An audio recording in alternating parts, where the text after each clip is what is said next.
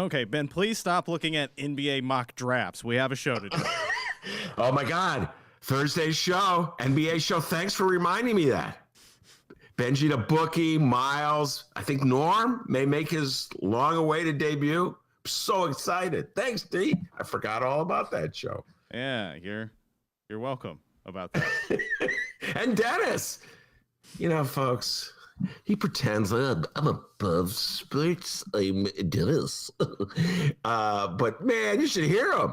Gets down and dirty on those NBA shows with his predictions and everything. I don't get down and dirty. That's just sounds disgusting. We're live, everybody. How's it going? Radio Doogie, Frank. Yes, thank you for the song request. Your Ben Joravsky show for Tuesday, November 17th is just moments away. But before we do this, let's thank these sponsors. The Ben Joravsky show wouldn't be possible without the Chicago Reader. For all things Chicago, what to do, where to go, what to eat, what to drink. Awesome political content. Check out the Chicago Reader, chicagoreader.com. And today's show is brought to you by our good friends at the Chicago Federation of Labor. Okay, your song of the day. It does come from Frank. Oh, it's going to be an interesting one. Barry Manilow's Copacabana. Oh, my God. One of my favorite Barry Manilow songs. By the way, Frank, I just want to thank you for the update. Senator Chuck Grassley, 87, who sits on the Judicial Committee, has just tested positive for COVID. Wow. Oh, boy. 87 years old from Iowa. Anyway, Frank, thank you for the update. Now, thank you for the song. And this is I think this is Dennis's favorite Barry Manilow song. How'd you know?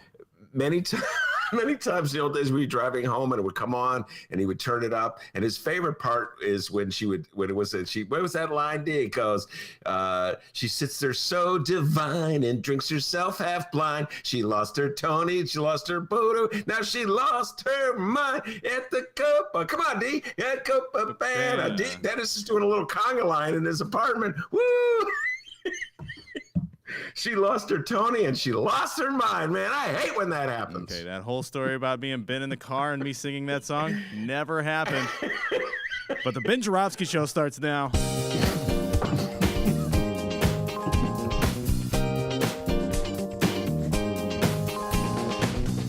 It is Tuesday, November 17th, and live from my apartment and his attic, this is the Ben Joravsky show.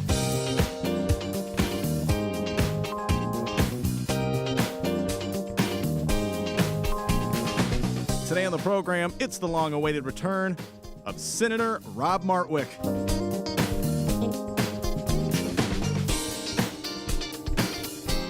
And now your host, Chicago Reader columnist Ben Joravsky.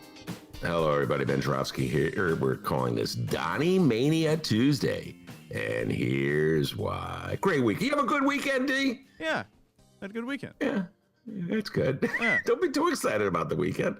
I saw the life ahead. I had a great weekend, Ben. That's what I want to hear. Oh, it was great.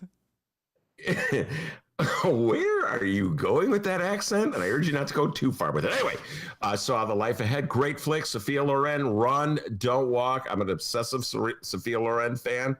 I'm probably going to do a special podcast with Sergio on Sophia Loren flicks. Love her to death. So Point Blank, great French action flick. Watch Dave Chappelle's Mark Twain Award special. I'm about a year behind on that thing. It's funny as all hell. Who knew Neil Brennan was so funny? And then I watched A City So Real twice in preparation for our City So Real series, which takes off this Wednesday with Steve James, the director, on. I'll tell you what, folks, I lived it. I lived that 2019 mayoral election, and now here I am watching it again, and it kind of, I know, man, it bums me out. How did, all these progressive ideals in the city of Chicago end up where we are now? Please explain that to me, Chicago. Anyway, great flick. Absolute. Where does it stand in my top 5 of Steve James films? We'll discuss that later. Anyway, urge everybody to watch it and check out our interview with Steve James on this Wednesday. And meanwhile, while I was watching all those movies, I was keeping track of Donald Trump and the revote. Oh, yeah, man. I can't get enough of that. On one level, D, I'm going to say something I never thought I'd say. I got to give Donnie credit. Wait, hold on. Let the brown line pass while I let that sink in. Yes, indeed. Donald Trump's still working the game. Keeps saying the election was fraudulent, even though he hasn't an iota of evidence to back that up. Everybody acknowledges that pretty much, except for MAGA. Even the Tribune editorial board. Yes, the Tribune, we endorse Gary Johnson because we're too chicken to endorse Hillary Clinton. Tribune editorial board must have killed them when they wrote that editorial saying, Donnie, give it up, but they wrote it. You think Donnie cares, D? You think Donnie cares what the Tribune writes? Heck, no.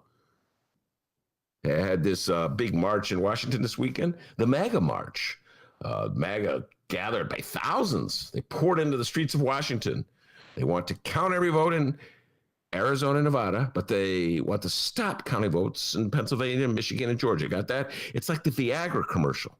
You know, the one where the man and woman are looking lovingly at each other, and they're sitting in a hot tub at sunset. Like good things are going to happen. And the announcer is all confident, speaking slowly and clearly so you can hear everything he or she is saying. And then the words of warning in the rapid-fire robotic voice. Prolonged dosages of Viagra can cause liver cancer, acne, cirrhosis, yo mama. If you have a 4-hour erection, call your doctor. And everybody's wait, yo mama? Just wanted to see. We're having like a 90s throwback intro here today. You said hecky no and yo mama. It's really 60s, but anyway.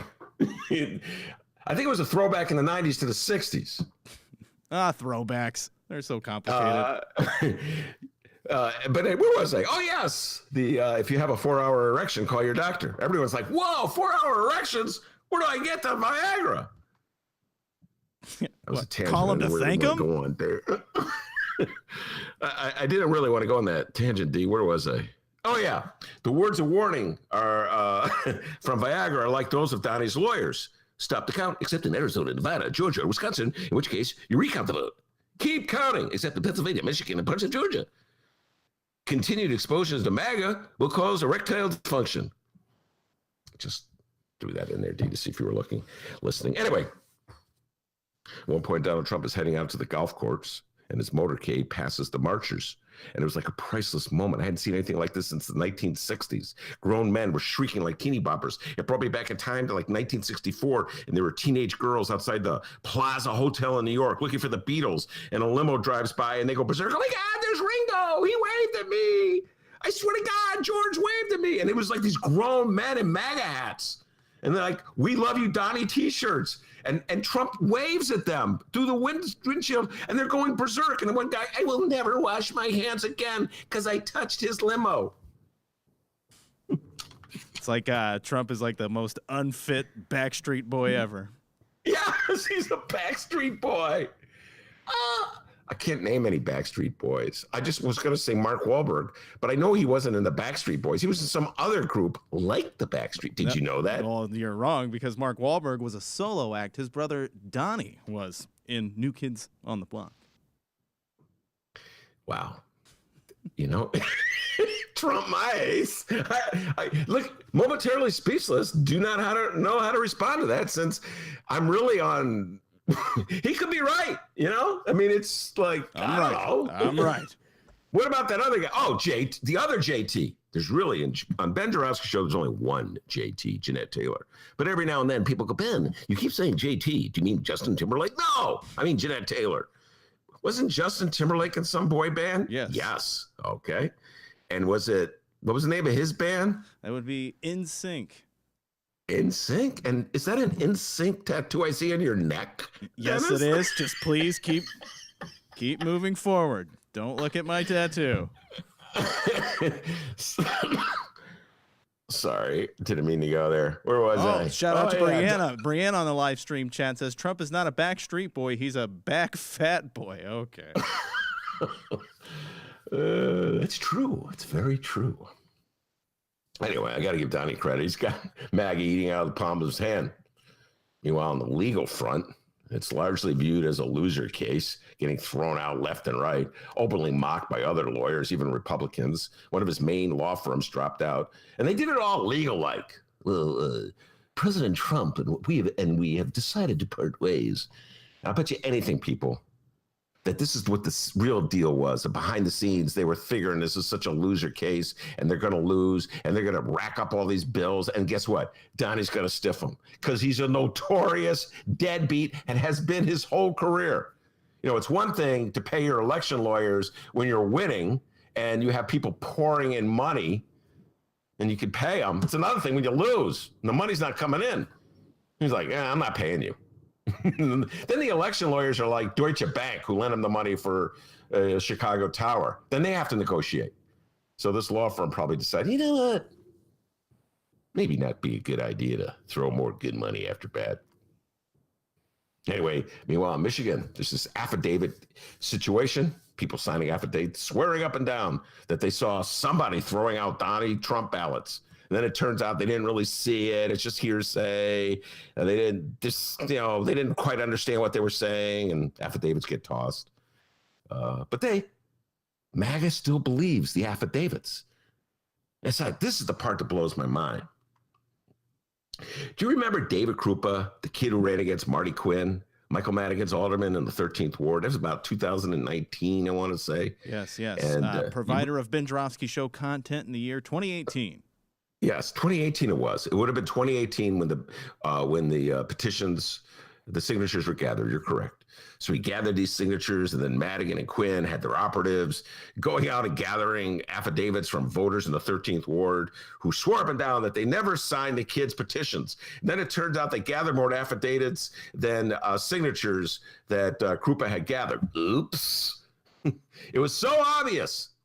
Even in the Tribune, which is not they're a little slow on the uptake. It was so obvious that Madigan was up to his old tricks of intimidation. Tribune went nuts. They wrote, Johnny Cass must have written 6 columns about it. This is outrageous. I am outraged. I am more than outraged. Tribune editorial board. There must be investigations into this. Now, here's the difference between MAGA and Madigan Gaga. I just made that up. The Madigan Gaga. Wait, who's calling me? Oh, great. Yeah, let's answer. I got a phone call. Let's answer it. Phyllis, I told you 100 times, no calls at the office while I'm doing the show. Okay, Phyllis? I hope you really didn't answer the phone.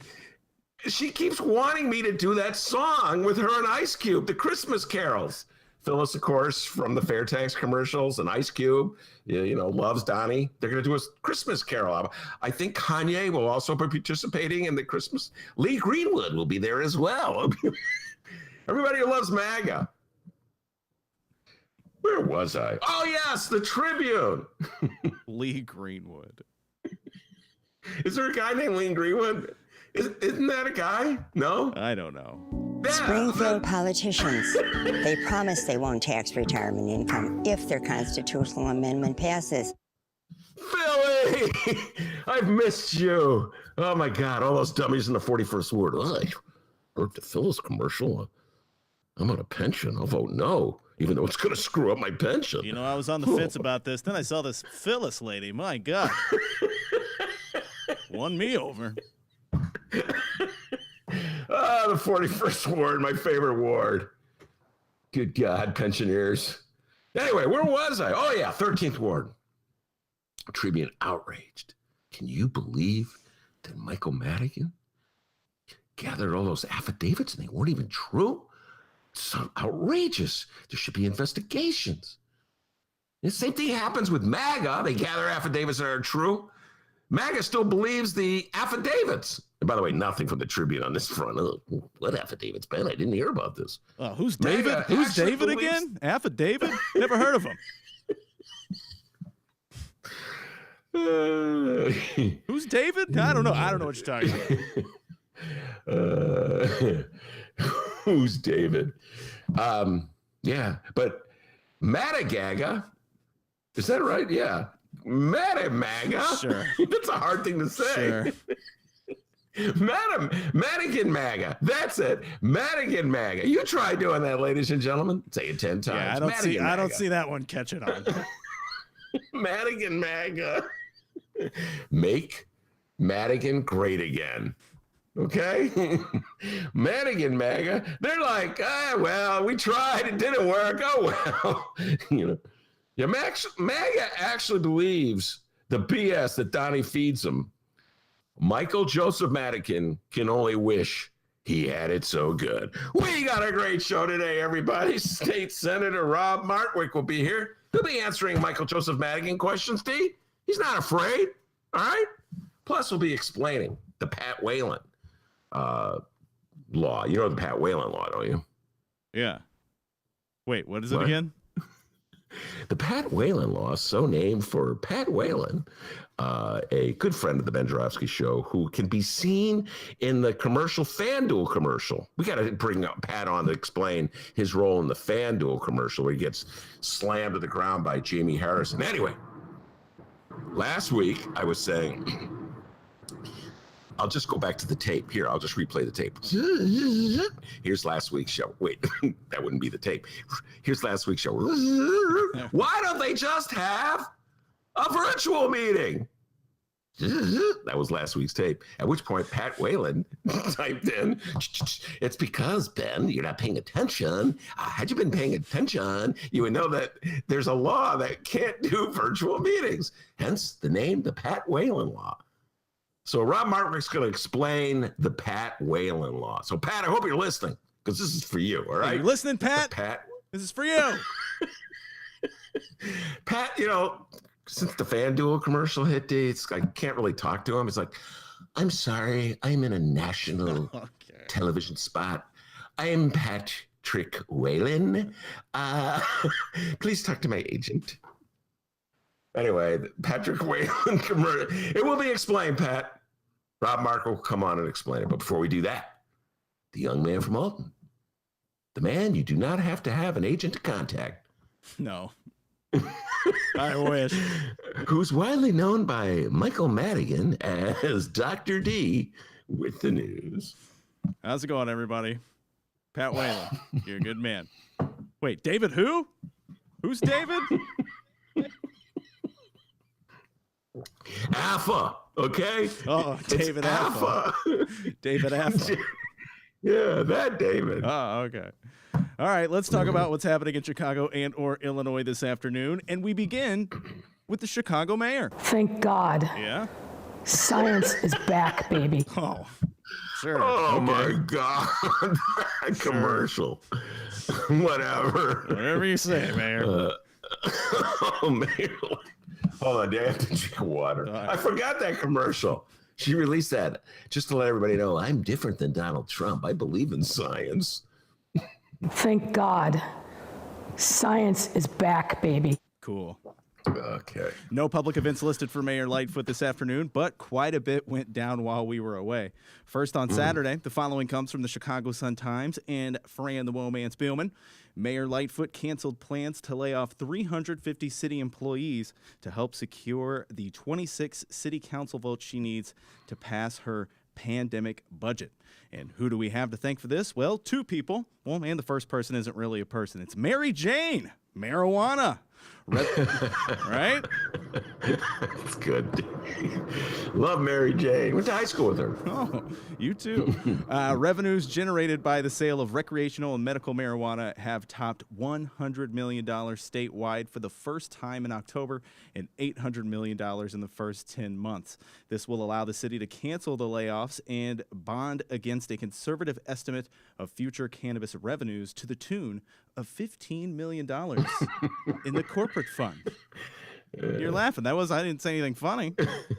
Yeah, but the tune, the way you did tune, okay. Find your Now- inner BEZ. Now, if you were to ask Alderman Brian Hopkins, Ben of what ward? Second. Oh, and what a nerd. If you were to ask Brian Hopkins, he'd say this is a bad move. He questioned borrowing against future marijuana revenues, saying, quote, "That's a bad habit to form. You're spending paychecks you hope to earn next year on groceries that you need today. That's a terrible way to run a household, and it's a terrible way to run a government." All right, can I just say this about Brian Hopkins? Where was this vigilance when you were shoving Lincoln Yards down our throats? Remember Lincoln Yards, TIP funded deal? To the tune of, what was it, 2.4 million? It's been so long, I forget. 2.4 billion, I should say, with a B. Where was this vigilance? It's the same freaking thing. You're taking revenue to the day today, giving it to a developer right now and hoping that the money comes in later. Same deal. Thought it was a great idea. Now, all of a sudden, you're looking out for the taxpayers. Man, the city council, where's Raylo when I need him? You know what I'm saying, D? I mean, he voted for Lincoln Yards, but at least he wouldn't tell you it wasn't a tax hike, right? Where's Carlos when I need him? He was against Lincoln Yards. It's the frauds in the city council who tell you when it's like a nickel dime tax hike off a reefer that I'm outraged. I am just so outraged, and I am looking out for the taxpayers. But when it's a $2.4 billion handout to a developer who doesn't need it to develop an area of the city that's already developing, it's like, wow, it's amazing. It's free money. Whee! So come on, Brian Hopkins. By the way, D. What? I mean, I said this to you before the show. This... I will never tire of pointing out how weirdly hypocritical we are when it comes to reefer. For years and years and years, people like me and Mick Dumke were saying, hey, we should legalize, or at least think about it. Mick was like, well, we should legalize. You know, he was more in the one hand this, one hand that group. I was like, legalize it now. And all the politicians were like, well, we're kind of concerned about some of the medicinal aspects, the impact it could have on your brain. So we really need more time. They were so scared, so frightened. And now it's legal. They can't spend the money enough. It's like, would you smoke more of it in Illinois? Please smoke more reefer so we can tax you and make money. We can find money. Here, smoke more. Smoke more. So this is basically, Brian Hopkins has a good point. This is a borrowing scheme. You know, there's no guarantee that the money will come in to make good on the loans that you're borrowing, that you're taking out. You don't really know, in which case it'll have to be backed by property taxes. So yeah, he's absolutely correct, but it's the same principle with a TIF.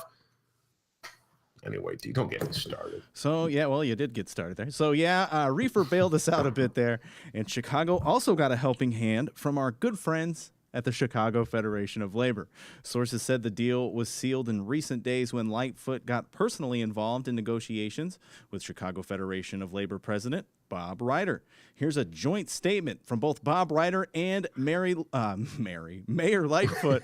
Here's a joint statement from both Bob Ryder and Mayor Lightfoot. Double quote. Here we go. After many productive conversations, we have to come to an agreement to avert any layoffs of city workers in the 2021 budget. This will ensure Chicago's public workers, the backbone of our neighborhoods, maintain their jobs and health insurance while also protecting the critical services Chicagoans rely on during these unprecedented times. We are committed to continue working together to identify places where we can partner on savings. I'm with him on that point. And by the way, Bob Ryder, anytime you want to come back to the show, feel free. But I'm so busy. Since he became president, you notice he's so busy to come on the show? Yeah. He's always looking at his wristwatch. I'm Bob Ryder. I'm going to look at my wristwatch. Oh, I'm busy. Well, that's not how we get him on the show, by the way. No, I know how we get him on the show. Expose my utter ignorance about the music he likes. For 10 trivia points, D. What's his favorite band? Oh, man, there's so many. I think his favorite band is Def Leppard. I thought it was Rush. Oh, I think it is Rush. I don't know. Yeah, I think it is Rush. Which is the one with the one-handed drummer? Oh, that's Def Leppard. Yeah. Okay, yeah. No, Bob Ryder used to come on the show, and Dennis and he had fun making fun of me because they knew all these 90s bands that I never heard of. Yeah, Rush from the 90s. Absolutely. I'm with you 100% on this. City workers are like a direct investment in our neighborhoods. They have to live in Chicago. Our taxes pay for their salaries, but they themselves pay property taxes. They themselves live in the city. They themselves shop locally. So it's like a far better investment, in my humble opinion, than, let's say, Lincoln Yards. So I'm with Ryder 100% on this one. And I do not think it's a wise, and particularly in a pandemic, fire people and stuff. With the reader, we're struggling. People are getting salary cuts, furloughs. But Tracy Bain, we're really working working with the union, Philip Montaro, our representative, not to have layoffs. So it's the same principle. So Lori kind of threatened the layoffs. Well, if you don't do this, there's going to be layoffs. She played that game. So I'm with them. I don't want layoffs. I wish those city workers in the 41st Ward had voted yes on a fair tax. Hello. But, just because I don't agree with the way many of them voted, D, doesn't mean I want layoffs. And so I'm really happy we can avoid layoffs. In this pandemic, man, that's the last thing we need, right, D? Absolutely. So good job, Ryder. And I forgive you for not coming back in the show since you become president, because you're such a big shot. It's like Pat Whalen and Bob Ryder. You know what I'm saying? That could be the next morning show in Chicago. I'm just saying. Whalen and Ryder at 9. And they would have Rush as the soundtrack. I think Pat Whalen's a huge Rush fan. Oh, absolutely. Absolutely. He wouldn't stop singing it one day. I'm like, all right, dude, enough with the Rush. That's so funny. All right, moving on. More budget talk.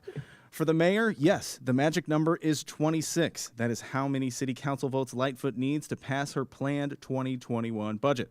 And keep in mind, a part of the mayor's budget involves a $94 million tax increase. And for some city council aldermen, it seems like that may be a deal breaker. And Ben's going to be riffing on that more in moments. But according to the Chicago Sun-Times and the great work, once again, from Fran the Woman Spielman, Lightfoot wants it to be known that the $94 million property tax increase will not impact Chicago taxpayers until 2022, when coronavirus vaccines are expected to be widely distributed. Mayor Lightfoot sweetened the pot Monday in her... That's Fran's words, not mine. Oh, is that a Tommy Schuba joke? Sweeten the pot, get it? Put a little sugar in that reefer. The mayor sweetened the pot Monday in her continued search for the 26 city council votes she needs to approve her pandemic budget. On Monday, Lightfoot offered up more concessions like eliminating carve-outs. Ben, coach us up here real quick. What does that mean? Sounds like something you do with a Thanksgiving turkey, eliminating carve-outs. Yeah, by the way, it's really only 25 votes she needs. Oh. Because she would be the deciding vote. See, Dennis, much like in the Senate, where it's a 50-50 tie, the vice president casts the deciding vote. It's a 25-25 tie. The mayor casts. Now, I'm doing that as if I were the guy, from Butter Cow. The Butter Cow. You love that Butter Cow clip. So anyway, the carve-outs, man, that goes back to the federal government working with the police to round up people who aren't citizens. And so the notion was that the city would not cooperate with the feds if they arrest somebody and, turn them over to the feds so they get sent back, deported to wherever they country of origin is, except in cases like where there's a warrant against them or there was, they were accused of a crime. And those were the carve-outs. Well, we're going to get rid of the carve-outs. I remember this was an issue with Rahm. Remember this, D? The carve-outs was an issue with Rahm, and it gets very contentious because many of the black aldermen were against getting rid of the carve-outs. Some of those tensions between the black aldermen and the Latino aldermen, some of the tensions that were at play in the 2015 mayoral election. Black voters voted for Rahm over Jesus Chuy Garcia. How can we forget that moment? This is still alive. So Lori Lightfoot, she campaigned against the carve-outs. And so if I'm elected mayor, I will not do the carve-outs anymore. That was my kind of a John F. Kennedy imitation there. If elected president, I would. So that was Lori Lightfoot as a candidate. And then as mayor, she gets the alderman and, she puts that old squeeze play. All right, you want those carve-outs, huh? I need that vote. And the aldermen are like, hey, whoa, wait a minute. To quote Ben, come on, man. He's claiming, come on, man, guys. That's not Joe Biden. That's Ben Joravsky, damn it. Yeah, come on, D. How long have you and I been partners together? How long? How long have I been saying, "Come on, man"? Huh? Yeah. Anybody ever heard of Joey B?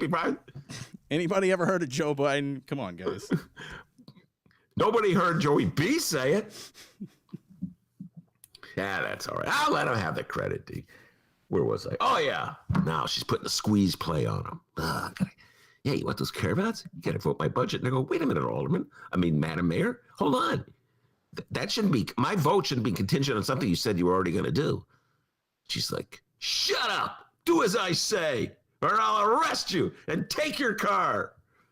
She's a tough mayor, man. Watch what I say. Hold on. Oh, my. All right. The mayor's police. Show's over early, guys. So, yeah, that's Mayor Lightfoot playing tough to round up one of those votes that she needs. And you got to give Alderman Ramirez Rosa credit, Carlos. He may have been born at night, D, but it wasn't last night, okay? Negatory, he said. I'm not, no. So she backed off. All right. Okay. All right. I won't make it contingent. And by the way, you were talking about it earlier. I don't recall Mayor Rahm in carve-outs, but I do remember Mayor Rahm in cutoffs. The time that Mayor Rahm was riding his bike and it got so hot outside, he had to cut his pants off and turn them into shorts. He loves riding his bike, guys. I just biked around Lake Michigan, nearly 1,000 miles. Oh, wow. Did you meet anybody wanted to hold on to their Medicare for all? I don't have a clip for that. Oh. Yeah, well, that's some mayor we had. I'll tell you what. The bar is awfully low when your predecessor is right. Every day, Lori Lightfoot should, before she goes to sleep, drop to her knee and go, thank you, Lord, for having Rahm Emanuel be my predecessor. He was so wretched that I look pretty good. But I don't know. You can only go there so far, Mayor Lori Lightfoot. Just saying. Okay. After a while, people forget who Rahm was. Also on Monday, Lightfoot also offered reallocating an additional $10 million for street intervention and other community-led violence prevention initiatives. Anything you'd like to say there, Ben? Yeah, it's needed money. It's money for good programs. That's all part of the process. You know, if you absolutely needed you, this is all part of the wheeling and dealing, D. You know, stuff I'm not good at. You know what I'm saying? I'm not good at that kind of stuff. That's why you have an agent. Pat Whalen can tell you about that because he's got an agent. Oh, and by the way, he weighed in on the live stream chat. He said, yeah, I'm going to have my agent listen to the show, and he'll get back to you. He's so busy. He not even, that's what you have an agent for. My agent's going to, got to give Patrick Whalen credit. That's pretty funny. So, yeah, they're wheeling and dealing. That's an initiative that Lori probably should have signed on to anyway, but whatever. Make it part of the wheeling and dealing. Hold out. So that you can give it, even though you're probably going to do it anyway. And that'll be like a concession. And then everybody can go, she gave a little, we gave a little. All she needs 25 votes. That's all you need, Mayor Lightfoot. You don't need the 50-0 that Rahm got, which was just like the single dumbest vote. Better watch what I say, D. I think, hold on, time out. I should do my top 5 single dumbest votes of the 21st century by the Chicago City Council. But the 50-0 vote in 2011, is that worse than the, 45-5 vote on the parking meters? Whatever it was. I know there were 5. I don't know, D. Let me get back to you on that one, okay? I'll get back to you on that one, all right? All right. And Lightfoot's final offer, increasing funding for and building greater capacity in a new mental health co-responder pilot program. Ben Joravsky, will Mayor Lightfoot get her 25 votes? And which alderman do you think will change their mind after this hot pot sweetener? Well, first of all, let me just do a little teaser before I answer that question, D. Okay. I was just talking to young Dave Glowatz, Mr. Bike, and we've already set up our special city council budget show for December 1st. So I just wanted to say that. We were talking about this. Will she get the 25 she needs? And D, I said yes. I believe she will. As for who, my guess is that old boy Hopkins, Mr. I am looking out for the taxpayers, will vote for it. He'll come up with some reason. Well, I forced the mayor to back off on X, Y, Z. And so, there's so much posturing going on right now, D. You know what I'm saying? Mainly, I got to give people credit to, myself and people like Mick Dumke and all the people who made fun of the rubber stamp alderman, Maya, all the reporters out there made fun of rubber stamp alderman. Now, no alderman wants to be a rubber stamp. I'm an independent-minded legislator. Lori's like, I want rubber stamps. By the way, there's a classic moment in City So Real. I know I talk about it obsessively, and we're going to do a whole series on it. It's a brilliant movie. Steve James, take a bow. Now I'm doing my Steve James bowing imitation. There's a classic moment where candidate Lori Lightfoot is driving in a car. So it's one of those, I'm going to ask Steve, where was the cameraman? You know what I'm saying, D? I always wondered, like, when they're in the car doing that, like, how do they film that? A question to ask Steve James, D. If I forget to ask it, by the way, Steve. Anyway, so Lori Lightfoot's driving. It was like when in The Last Dance, all my series are coming together. Michael Jeffrey Jordan was doing the same. He was driving. Someone was interviewing him in the car. So not comparing Michael Jeffrey Jordan to Lori Lightfoot. I'm just saying two similar scenes. Anyway, so Lori Lightfoot's in the car driving, and she's got a really cool hat. I got to give her credit for this hat she was wearing. I know I shouldn't have been looking at the hat, but damn, that hat's cool.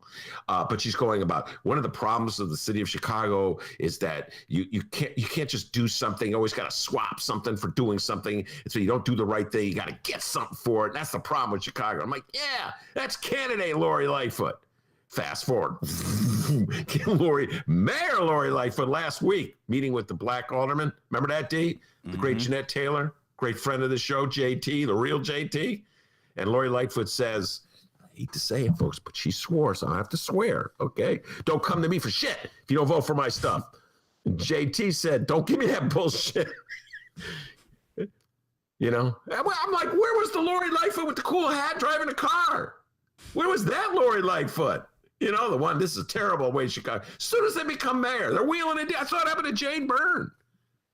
The only one it didn't happen to, the greatest mayor the city of Chicago's ever had. Harold Washington.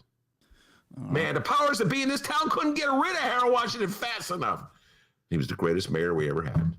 So, D, she's playing games, they're wheeling a deal, and she'll get those 25 votes.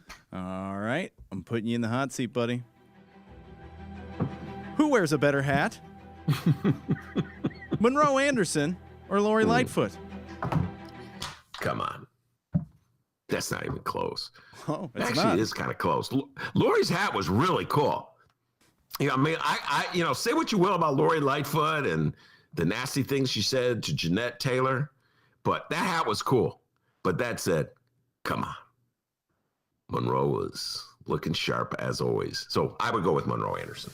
All right. We'd ask to borrow that hat, Mayor Lightfoot, but as noted, we won't ask you for shit. Okay. Mayor Lightfoot, I will vote for your budget if you let me wear your hat every now and then. Moving on, Illinois Governor J.B. Pritzker. Big problems become big problems when you let small problems sit. Oh, you could say that again, buddy. Today at 2:30. Today at 2:30, our Democratic Illinois Governor J.B. Pritzker will be at the Thompson Center for his daily COVID-19 update. A quick recap on Monday's briefing. Got a big family Thanksgiving dinner planned? Yeah? Well, cancel it. Governor Pritzker, it's over. Governor Pritzker urged Illinois residents to rethink crowded Thanksgiving dinners, or the state could, quote, expect much worse. Yes, this year, channel that one odd friend we all have that does nothing and hangs out by themselves every holiday. You know, perhaps get a little stuffing jammed into your computer keyboard with a Zoom Thanksgiving dinner. By the way, Ben, how rich is the guy from Zoom? My God, I don't even remember this thing in 2019. Now the guy's loaded. No, the guy's loaded. And can I just say, we work for an outfit that loves Zoom. We had a Zoom reader meeting yesterday. Dennis and I both attended that Zoom meeting. And we thought it was Google Meet. So Dennis and I, let's go to Google Meet. The reader's like, then it's Zoom. Hello. Yeah, Zoom. it was so funny. We're like, We oh man, love Zoom." these guys are so late to this meeting. Oh my God. And turns out, no, we were late. It was a Zoom meeting. Yeah, Dude, I got to get that Zoom in this computer. That's a whole other thing, man. This freaking Zoom, everybody loves Zoom. Yeah. Except for our state reps. We'll be talking about that with Rob Martwick. What a tease. My goodness. You're good. You're good. You're good. Am I good? Pat Whalen, tell your agent to pay attention because this is all for you, young man. This is all for you, young Patrick. Head of the Illinois Public Health Department, Dr. Ezike, urged caution to avoid overtaxing hospitals, saying, quote, "Our hospitals are on their way to being overwhelmed. Our doctors, nurses, and healthcare workers are already being stretched beyond their limits." A hopeful Pritzker then said Illinois could see widespread distribution of a COVID-19 vaccine by early spring. Here's more from the governor on a potential vaccine or vaccines. Because there will be multiple vaccines, each vaccine will likely be, using the word piloted, at a number of hospitals. It depends upon, for example, the cold storage Pfizer vaccine. Only certain hospitals can really manage the 95 below zero vaccine, and others less capable of doing that. Yeah. Vaccine gate. Good God, this is so horrible. The COVID thing, D, when I think about my life now, my life exists of waking up, talking into this microphone in my attic, waiting till it's dark, going for a walk. No one's around. I don't even know if you're allowed to do that anymore with like the stay-at-home advisory. Could you imagine if I got arrested? You would be the first person I call. Hey, D, I've been arrested. Please come bail me out for walking down the street at night when no one else was around. That's horrible. It's terrible. I live in fear of it. Heidi Stevens, Chicago Tribune columnist, a lot of love for Heidi Stevens' columns. One of the liberals at the Tribune. I always make fun of the Tribune MAGA that crowd, a bunch over there. But there are some good writers, liberals.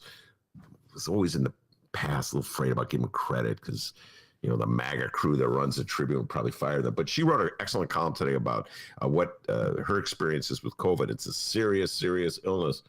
And I hope you're feeling better, Heidi Stevens. My thoughts go out to you here. So it's a serious, obvious pandemic. And our response, as we've been saying since March, has been very much a mixed message. There was an editorial by some MAGA hat wearer in the Tribune denouncing Pritzker as a phony in today's tribunal because he marched with Black Lives Matter back in June or May. I can't remember when it was that he marched with them. And that was a mixed message. We said that on the air. JB, I know your heart's with the Black Lives Matter movement, but you should not be marching because you're trying to send a larger message about how dangerous it is to gather. Now, he's wearing a mask when he marched, unlike Donnie, who doesn't wear masks anytime. But still, the mixed messages that we constantly send. And so everybody is being urged to take the proper precautions. And then they see our leaders not doing what they are saying we should do, undercuts the message they're trying to convey. We can't even have virtual meetings of the state legislature. What's that all about? We'll learn. Rob Martwick's coming on. He'll explain. Be patient, Pat Whalen. We can't even have that. More mixed messages. So as much as I love to mock MAGA, and they are very mockable, if such a word exists, we got to do a better job. People who believe in science. Madam Mayor, who got the haircut. Remember Haircut Gate, D? Oh, yeah. The Haircut Gate. So, yeah, we have to do a better job, D. And it's really tough because it's a very serious pandemic. It's a very serious illness. And so some people, it doesn't hit them as hard. So then they have this attitude that exists. Oh, it's like the flu. I got a friend, I'll go nameless, tells me about gatherings, big parties, gathering, poker's being played and stuff. Young people drinking. They think they're never going to, they think A, they're not going to get it, and B, if they do get it, so what? Yeah, mixed messages, D. Can't get that vaccine fast enough because this country does not have the discipline to deal with this pandemic. Now, the governor could have another big problem up the road ahead. Yes, another problem. On top of many others, including a pandemic with rising numbers, lawsuits from legislators and businesses, and a greasy House Speaker. Now, rumor has it that Democratic Illinois Senator Tammy Duckworth could land a new gig in President-elect Joe Biden's presidential cabinet. Duckworth was asked about this opportunity by Fox 32, and Duckworth said, quote, "Some girls fall for the drummer in the band. I fall for your country needs to serve you line. Of course, I would be honored to serve in the Biden administration." Don't really get that first part, but whatever. Wait, did you make that up? No, that's what it said. Some girls fall for the drummer in the band? Yeah. That's like something I would say. And then you would look at me, you're like, what? Yeah. So I'm not quite sure how to respond to that because I'm not quite sure I understand. But it's what really she was that getting last at. part we want to focus in on. I would be honored to serve in the Biden administration. All right, let me say this about that. Is it my turn where I get to comment, Dave? Well, real quick here, and should Duckworth depart for Washington, a brand new game of political musical chairs would take place in filling Duckworth's seat, and filling that empty seat falls in the hands of one man. Best concert? Yeah, it's Steve Miller Band and the Eagle. That's right, Illinois Governor J.B. Pritzker. Now, Ben, am I overthinking this, or is this the last thing Governor Pritzker needs at the moment? Because I could just see the unhinged, conspiracy-coded Republican press releases now accusing Pritzker of playing favorites with his seat selection. What say you? Well, first of all, hold on, phone call coming in. Oh, Hello? Phil? Blago! How you doing, Blago? Blago just called to say he's in the Phyllis song too. So it's Ice Cube, Blago, and Lee Underwood. Is there even a Lee Underwood that exists in the world? And Kanye West. Oh, it's going to be a great album. I mentioned Blago because, as you know, the last time we had a Senate seat to fill in the state of Illinois didn't work out too well. Remember, D? Yeah. Now, I had no problem with, ultimately, Roland Burris got the gig, and I know I'm going to upset my liberal listeners. Northsiders don't like Roland Burris for some reason. I don't quite know why. They were offended by Roland Burris. Not quite sure why. Northsiders have a lot of issues when it comes to black politicians. But anyway, as you recall, it did not work out well for Blago. He was accused of selling the seat and was ultimately sent to federal prison where his sentence was commuted by Donnie Trump, and now he's a Trumpocrat. So maybe this could end up with J.B. Pritzker marching in the Million Man MAGA March in Washington and shrieking with joy when Donnie Trump's limo goes by, but I doubt it. I, in all due respect to Senator Duckworth, really hope that Joe Biden refrains from appointing senators to any of his cabinet positions. Right now, the Senate makeup, follow me this, Joey B., you're down 50-48 in the Senate. There's 2 seats open in Georgia. It's a long shot, but if you should win those 2 seats, it's tied 50-50. You don't want to mess around with appointing senators, having to reappoint senators because there's a vacancy in a state. Now, if you were really smart, what you would do, follow me in this, Joey B., you would appoint a Republican senator from a state in which there's a Democratic governor. Follow me, Joey. Bring Kamala in the room. She can follow this. And then you can have the Democrat fill that vacancy with a Democrat. Oh, that would be a smart move. If you find a Republican dumb enough to, hey, maybe Susan Collins wants to be in charge of Veterans Affairs. So this idea is a bunch of malarkey. He weighed in. He didn't go for it. All right. Sorry, Joey. But the point is I know what you're saying. Well, Ben, if Tammy Duckworth leaves, JB gets to appoint her. And so it's a Democrat appointing a Democrat. I understand that. But I feel like it's a very volatile situation in Illinois right now. I feel that the Democrats, with the problems caused by having Michael Joseph Madigan heading the party, like the certainty of electing a Democrat for that Tammy Duckworth seat, it's not solid footing there. I think it's a problematic move. Tammy Duckworth is a proven political commodity in the state of Illinois. So I just feel ultimately it causes more problems. So Tammy Duckworth, being a senator is a very important and distinguished position. I think please stay there. Joey B., fill your cabinet with people who are not senators, unless as I said, they're Republicans, and there's a Democratic governor. You got that, Joey B? All right. I figured it all out, D. Way to go, Ben. You figured it out. Yeah, Look, he obviously listens to me because he stole Come On Man from me. You're right. Maybe he'll follow my advice. You're right. He said it was malarkey the last time. Biden, have you reconsidered it all? Play the radio. Make sure the television, make sure you have the record player on at night. The phone. Make sure the kids hear words. Boy, couldn't make any sense out of that. I proudly voted for him, D. Proudly voted for him. Oh, and you also mentioned that Rob Blagojevich is featured in this song you keep talking about with Ice Cube and Phyllis. I went and looked it up online. I thought you were full of malarkey, but apparently you're not. I looked it up. I have some of the lyrics from Rob Blagojevich's part in this rap song that you've been talking about. Get this, Ben. Yeah, get this. Yeah. This is Blago's part. I know, it says here, I know a lot about this, a little about that, but I know for damn sure. I'm a Trumpocrat. Oh, my. Trumpocrat, that's right. That's pretty good. It's actually not bad. No, it's going to be like, before you were born, D, there was Quincy Jones and Michael Jackson. They put together We Are the World. And that's kind of what they're going to be doing.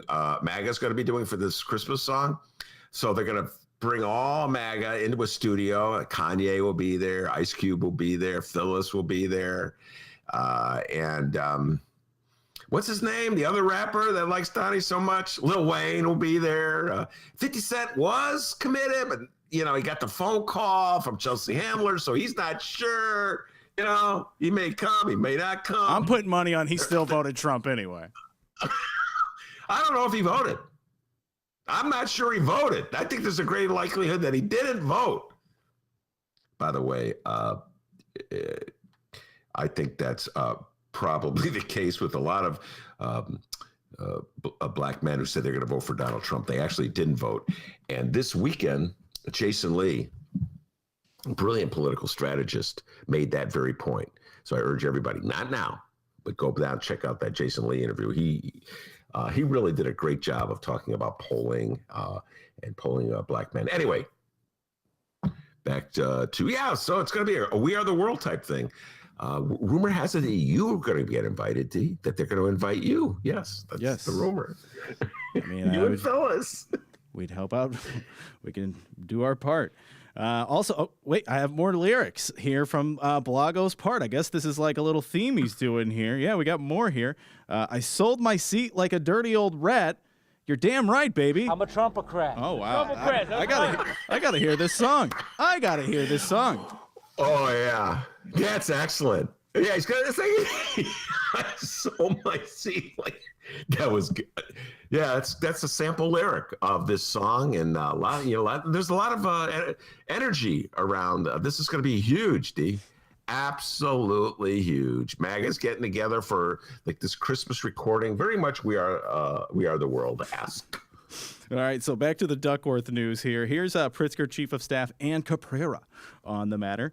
She said, quote, "The governor, myself, and our staff have had zero conversations about filling a Senate seat that is already occupied by the extremely capable Tammy Duckworth. Any names that are being floated are not being done so by us, and any speculation out there should be looked at with the biggest grain of salt imaginable. Right now, we are focused on dealing with a deadly pandemic in our communities. That's where everyone else's focus should be, too." All right, let me ask you a question, D. Putting you on the hot seat. Okay. Do you believe her? Do you believe there has not been one conversation on this topic? Do you believe, as human beings who just love speculating and gossiping, do you think they refrained from this huge potential chunk of gossip? Young Dennis, what do you think?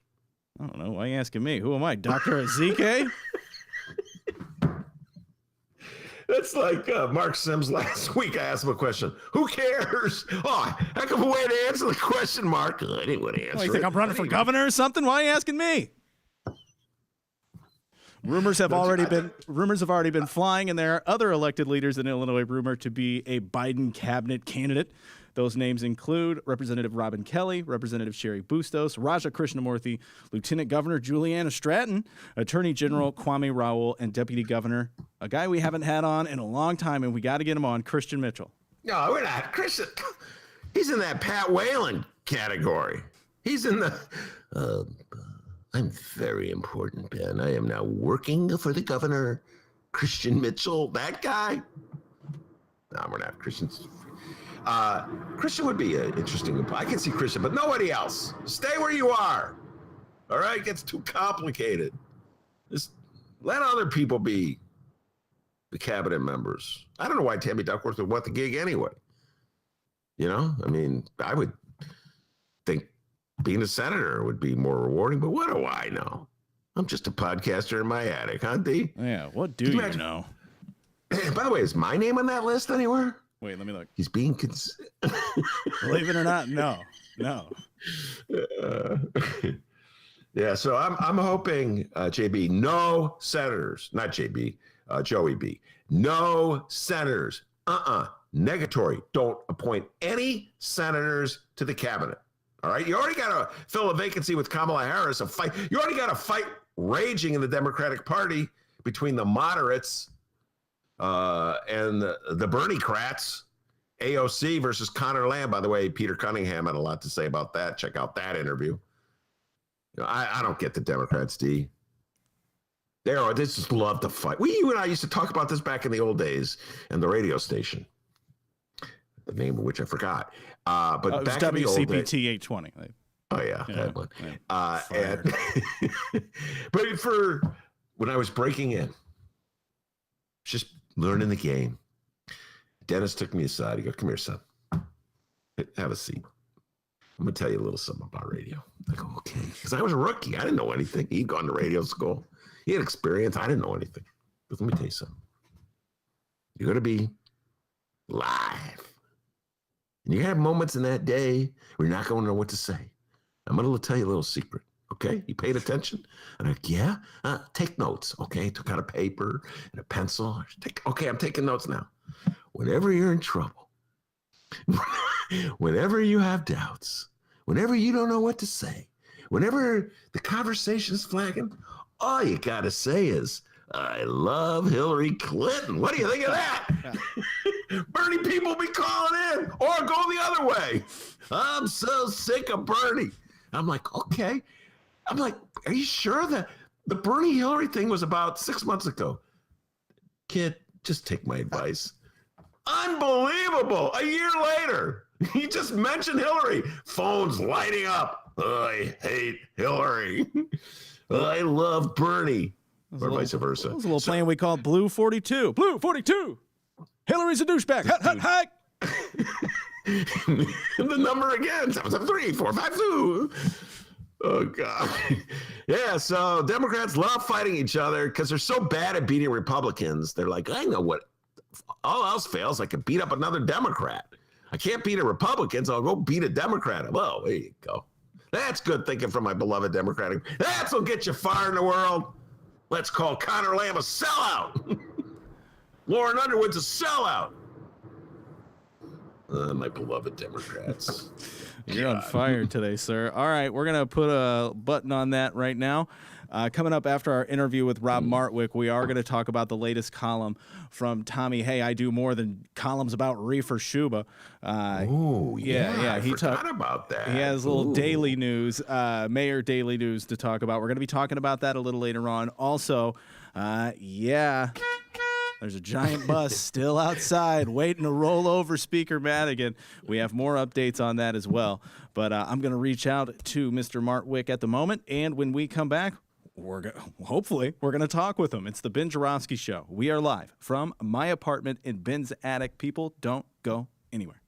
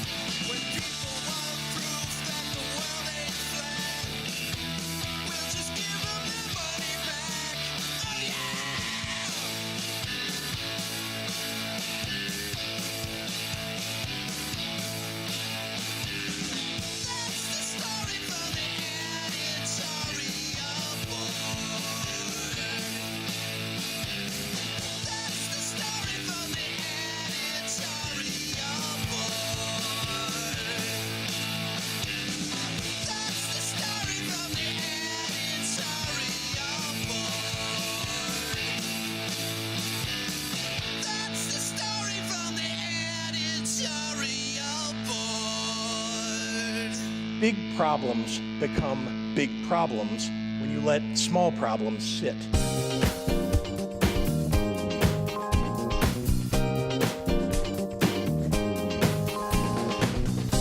Part 2 of your Ben Joravsky Show for Tuesday, November 17th is brought to you by the Chicago Reader and the Chicago Federation of Labor. Benny J, take it away. Rob Martwick, state senator from the Northwest Side. Pride and joy of the Northwest Side is with us. And that song, Editorial Board by Michael Girardi, Rob Martwick, is a song that one of our listeners wrote. He's a really great musician, in my humble opinion, great rocker. And I think the only man in Chicago who has greater disdain for the Chicago Tribune editorial board would be one Senator Robert F. Martwick of the Northwest Side. I can't stand that freaking editorial board. But the other day, Rob Martwick and I were doing one of our extended phone conversation, and he went on a riff. Rob, I think you share my utter disdain for the Chicago Tribune editorial board. Is that fair to say? Yeah, and I think it based on their recent editorials, I would say that the feeling is mutual. They're not big fans of mine either, and I don't know what it is.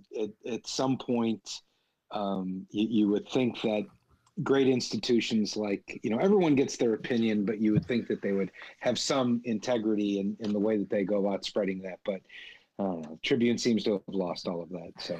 All right, we'll refrain from going down that path. There's so much to cover with Rob, and we're going to talk about voter by mail impact. That's something I want to talk to him about. I want to talk about the fair tax. I want to talk about the future of the elected school board, which has been Rob's legislative mission for several years. And yes, we will be discussing Michael Joseph Madigan. But before we get to all those topics, Rob, I've been billing this all day. There's a good friend of our show, Pat Whalen, and Pat was the one. Last week I was going on one of my rants and riffs saying, I don't understand why they just don't have a freaking virtual meeting of the State House. If the freaking city council can have a virtual. And Pat Whalen wrote, Ben, it's against the law. I was like, oops, I didn't realize that. And then turns out it is. So why don't you give our listeners and Pat Whalen, Rob, just a little background on why in the world would it be against the law to have a virtual meeting in the middle of a pandemic? Go ahead, help us out here, Rob. Well, it's against the law because we weren't able to muster the votes to change the law. So, it was written in the long time ago that the legislature must meet in person to do all of these things. And I'm sure that there was probably good reasons for it back in the day, but the law, and Pritzker was very clear about this too, was that the law does not permit the virtual or for us to meet remotely or virtually, and that needed to be changed. And when we had our 4 days of special session in May, that issue was brought up, but it failed by one vote in the House of Representatives. And the Senate had passed. And the Senate actually then, after the House failed to approve a full virtual session, the Senate passed rules that permit us to operate remotely under certain circumstances, but only a minority of the members. So there has to be a quorum physically present in order for certain members to be granted the privilege of participating remotely. But what we should have done, absolutely, unequivocally should have done, was we should have passed a change in the law to permit remote operation of the General Assembly. And it's a great sense of frustration for me. Obviously, I've been very candid and transparent about my own personal health issues, but it's not even about that. I mean, as we've learned about this disease, it's not about whether or not a legislator gets COVID if we meet in session.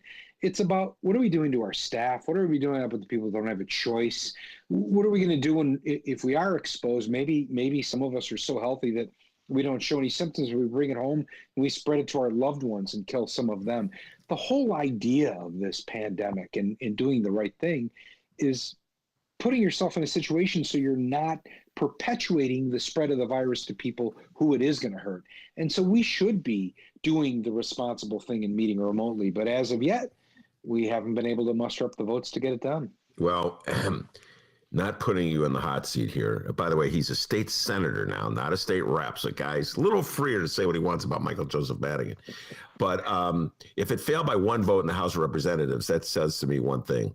The speaker didn't push hard. Because the speaker, I've been following Michael Madigan maybe even longer than you have, Rob, since the 80s. Probably we're tied in terms of following him. And this guy does not lose by one vote. So my guess is the Republicans were against this. Were they not? Were they against this? Sure. Yeah, the Republicans were against it. And again, this is the very beginning of the pandemic. And so they said, the Republicans have always been saying we should meet and we should meet in person.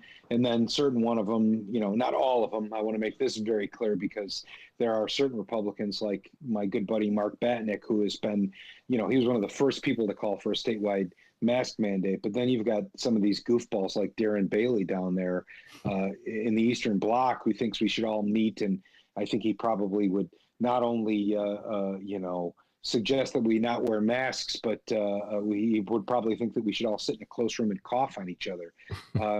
He's just, so these guys are goofballs. But that's not the point. The point is that, yes, there were Republicans that pushed against it. Especially, remember, when the General Assembly convenes in Springfield, there was this big fear that, oh my God, imagine Springfield, which is not a really booming economy. They rely a lot on that legislative session, bringing all that commerce and economic opportunity to the city, activity to the city.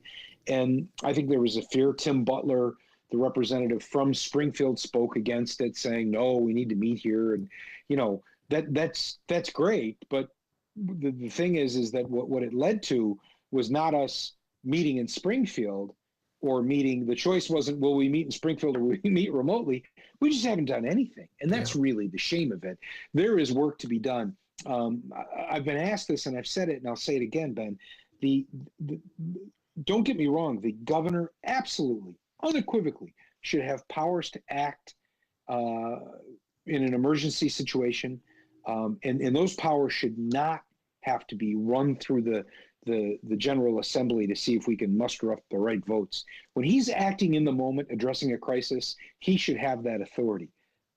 But that's his authority. Our authority is to act in the long term. Yes. We're the ones who are supposed to set the policy for how the state deals with COVID in the long term, what the rules are, what the restrictions are. We're the ones who should set the policy for how we recover from this pandemic. And right now, we're not doing anything. And that is the real shame in this. We could be meeting remotely.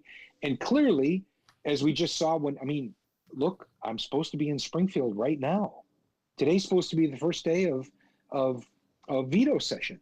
But instead, I'm sitting in my little home office talking to you, which is a nice thing. But I'm not in Springfield talking to you because we're not meeting. So it's a false choice. It's not will you meet in Springfield or will you meet remotely. It's we're not meeting at all. And so remote should be what we're doing because there's a lot of things that require our interaction, our discussion, our debates, and our action, and we're not doing it. Yeah, now this is an important distinction you made, acting in the moment as opposed to long-term action. And this is where I'm going to give a shout out to DB, Darren Bailey. We make fun of him a lot on this show, but I'm going to give him a shout out. And all the MAGA people out there who talk about the need to have a check and a balance where the legislative body acts as a check on the executive body.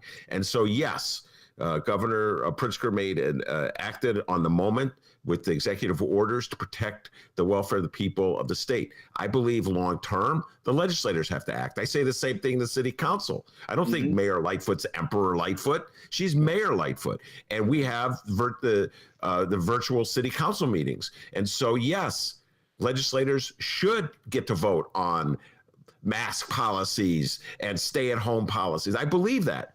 Yeah. Well, so that's what leaves the Democrats vulnerable to the lawsuits from the Darren Baileys of the world, Rob, when they go, this is just like an emperor. He's a tyrant. He's not allowing the legislators to speak up. And why? Because they can't meet. They can't meet because it's a health hazard. So meet virtually. No, there's a law that says we can't meet. When I see that we have a law that says that we cannot meet virtually, that tells me that the powers that be in his state don't want that law changed. And they have their own reasons, and they probably won't come on my show and tell the people what the reasons are. But you follow what I tell the powers that be of the Republican Party and the powers that be of the Democratic Party, no matter what their posturing is, Rob, don't want the law changed, or else the law would have changed. Your thoughts?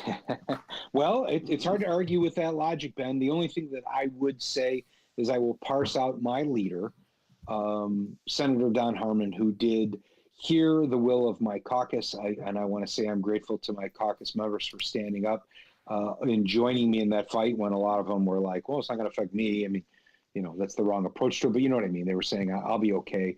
But they said, yeah, we should have virtual session. And they pushed Senator Harmon on it, and he fought for it, President Harmon on it. And when it didn't happen, when we couldn't get that bill across the goal line, then he stepped up and made sure that it was in the rules so that, and that's one of the reasons why, and maybe your listeners aren't aware of this, but there has been a great deal of work done regarding the criminal justice, social justice reform sort of initiatives that are being led by the Black Caucus in response to the killings of George Floyd and Breonna Taylor and so on and so forth. That there has been a tremendous amount of hearings, probably more than any other summer, except maybe that first summer under Rauner when we were down there all summer. But we have had a lot of virtual meetings that are able to convene because Senator Harmon put those rules in, and we're able to run our committees virtually. So there is, I do appreciate that, but you're right. I mean, I think that and I hope that it was just a mistake, right? Early on, we thought maybe we'd get through this a little faster than we have, and maybe thought we didn't need to enact that. But I think that there is definitely, one of the things I've made clear is I think we should convene for one vote. Yeah. We should convene, we should vote on virtual session, and then everybody should go home, and let's get back to doing the business of the people that elected us to do it for. So this is one of those technical points, Rob, and I appreciate you helping us out here. So you can't vote virtually to change the law that prevents you voting virtually. Am I correct? That's that means right. You have to, wow. But you can convene to have the committee hearing on whether to eradicate the law that prevents you from voting virtually. Am I correct on that? So you can convene, you can take subject matter testimony, right? But you cannot actually have so here is the one limitation. We can't have a vote on a committee hearing unless a quorum, a majority of the committee members, are physically present. So if we have that, then a minority of the members can participate and vote remotely. But we still don't have what we need, which is we should have full committee hearings and we should have full session and voting remotely. And look, there's a fear, and I get it, right? There's a fear that if that happens, then we'll never go back to actual physical session. And that's nonsense, because at this point of the pandemic, I think we all realize it's nonsense, because we've all had just about enough of Zoom conferences. You know what I mean? Yeah. I'm tired of the headaches from staring at the blue screen for 8 hours, and it doesn't allow you that ability, right? When we're on the floor in the Illinois General Assembly, and you've seen this, you've been there. Yeah. We're not sitting there like kids in a 4th grade school class with our hands folded on our desk quietly listening to the teacher. We're moving around, we're talking to people, we're working bills. You can't do that on a Zoom call. It would be so ineffective compared to actually physically being there, but it's far better than not doing anything at all. Yeah. So that's why we should do it. Wow. I'm with you 100%. That's not, in my opinion, it's not a legitimate concern. To keep the prohibition on virtual meetings because you think you'll never go back to Springfield. No, they want to go back to Springfield. Absolutely. I mean, listen, it's been a real blessing for me to be able to spend time with my 4-year-old and my 1-year-old here at home, but I'm ready to go back to Springfield, Ben. I'm ready. Yeah. Okay. I hear you. What a bizarre situation. So it could, just to close it, you could, if you could get, let's see, there's 120 members, 119 members of the House, correct? Did I have that number right? Did I memorize 118 and 59 members of the Senate. All right. So that means that if you could get more, half plus one of those House members to go to Springfield, the others wouldn't have to go. And same thing in the Senate. So you could just pick straws. People who had legitimate medical reasons for not going to Springfield, we could do. But what a bizarre situation. That's all I got to say. You can have the committee hearing, but if you're going to have the vote, you can't have the vote. It's strange. And this is part of the reason people get so confused with government when you have moments like. No, that's right. And so Representative Ann Williams and myself are carrying the legislation now. And, it's when we talk, and we talk regularly, and I mean our Senate Democratic Caucus, that's one of the things that I constantly push back on. During the cancellation of veto, there was a poll of the members and 2/3 said, the way things are going, we're safer off to stay at home. And no doubt, this is following proper medical advice. Don't go down to Springfield, stay home. I get it. But what I told Senator Harmon, President Harmon, I said, Don, forgive me, because I'm the guy with the underlying health concerns. I should be thrilled that we're not meeting, but I'm not. And I said, I just don't think it's a good strategy to wait for COVID to get better. Right. Yeah. And so that's why we need to meet. We need to act and get virtual session passed so that we don't have to worry. If there's a big boom in infections, we can operate from the safety of our home. And the moment the governor declares the disaster declaration over, and we can return, and we will return physically. All right. Let's talk about the election that just passed. Get your thoughts. Fair tax went down, and you were reelected. I remember election night, Jacob Kaplan was on the show. We did an election special. A good friend of the show, Jacob Kaplan, executive director of the Cook County Democratic Party, came on the show. And we were worried about you. We're worried about you, Rob. It was a bleak night for me because Florida didn't go for Biden. And so I was, oh, God. I knew I knew it was going to be a week. If Florida had gone for Biden, I was like ready to pop the champagne. I knew it was going to be a week of sitting and waiting for votes to come in. And it seems like it was similar with you. Talk about what your election was like. Well, I'll give you a little bit of historical perspective. In 1996, I ran for basically what is this same seat. And I might remember the actual vote counts, even though it was so long ago. I lost by 871 votes on 50,000 total votes cast. Okay, 1996. Basically, yes, 24 years later, but it's not that dramatically different in terms of population. It's the same district, right? It's the same number of people that you represent. Well, turnout-wise, we've got like 94,000 votes cast, almost twice as many votes cast in this seat, in this district, right? Well, on election night, the votes started coming in, and by the time they finished counting, with one precinct uncounted, they had counted every precinct save for one, and at that point, there had been about 80,000 votes cast. I was leading by a whopping 27 votes on 80,000 cast. So I appreciate your concern. I guarantee you that it pales in comparison to the worry that I was feeling at the moment. Because, of course, at that moment, there's a little bit of a lack of transparency. I don't really know. I mean, we pushed for this, as almost all Democrats did, I'd have to say all of them, for our voters to vote by mail. Stay safe, make sure your vote's counted, request a ballot, send it in early, use this secure Dropbox location, get your vote counted. The problem is when I went to bed, and I say went to bed, not to sleep, up by 27 votes, I didn't know if those vote by mail ballots had been cast in. And if that was the case, boy, did we read this election wrong. But as luck would have it, those vote by mail ballots had not been counted yet. And as they started counting them, not surprisingly, they went between 2.5 to 1, 3 to 1, my favor. And now, as we still waiting for what will today be the final count, we're currently, so we were up 27 votes on election day. We're now up 7,223 votes, of almost full 54% to 46%. So what looked like, oh my God, a razor thin margin was actually a very, very comfortable margin of victory.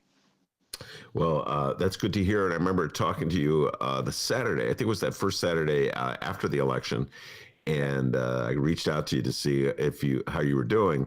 And you told me that your opponent had just conceded. And I gave that guy a tip of the hat.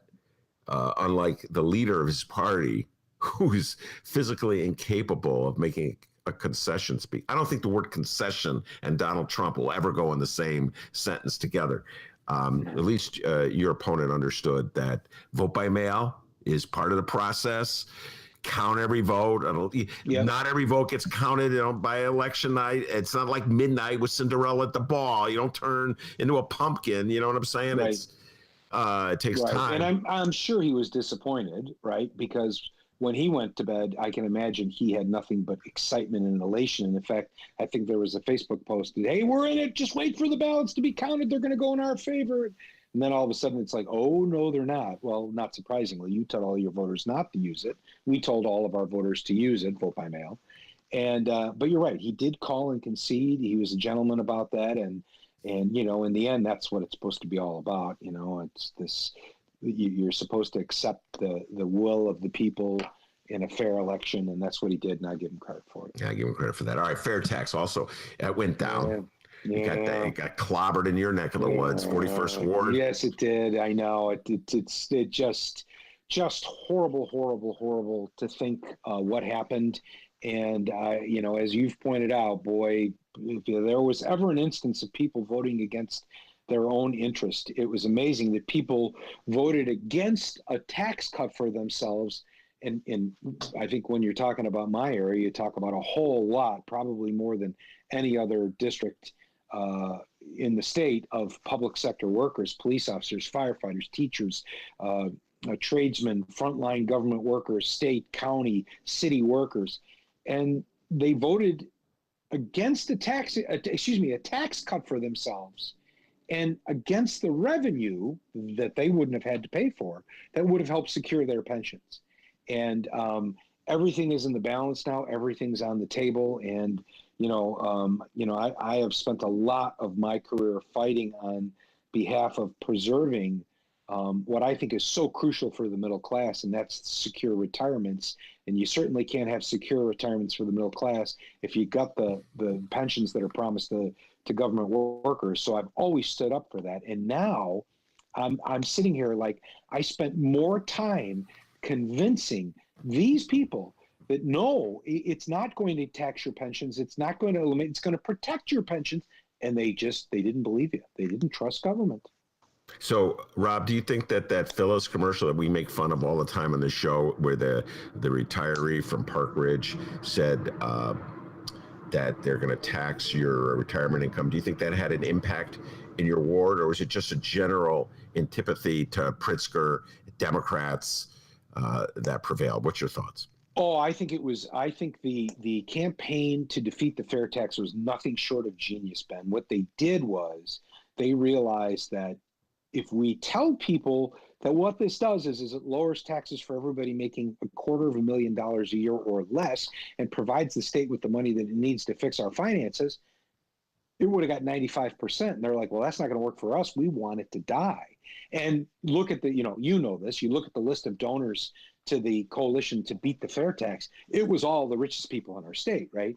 And so they're like, well, we can't sell that. So what they said was, and it was just genius. They said, we will spend all this time confusing the hell out of people and telling them not to trust, don't trust that evil Springfield government with your hard-earned money. And it's like, no, we want less of your money. But that's not what they told them, right?